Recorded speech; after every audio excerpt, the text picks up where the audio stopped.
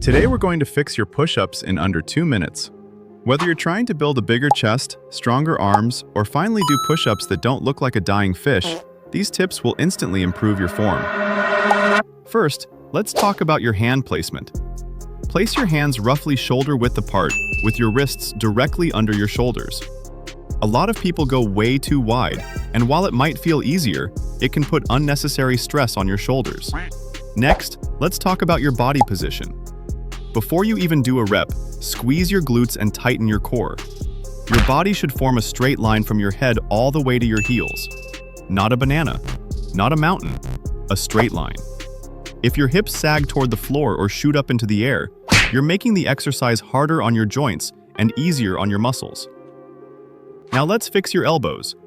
One of the biggest push-up mistakes is flaring them straight out to the sides. Instead, keep your elbows at about a 45-degree angle and think about driving them backward as you lower yourself. This is safer for your shoulders and allows your chest, shoulders, and triceps to work together properly. As you descend, stay controlled. Don't just face plant into the floor and call it a rep. Lower yourself until your chest is just above the ground, then push yourself all the way back up. And don't forget to breathe. Inhale on the way down and exhale as you push up.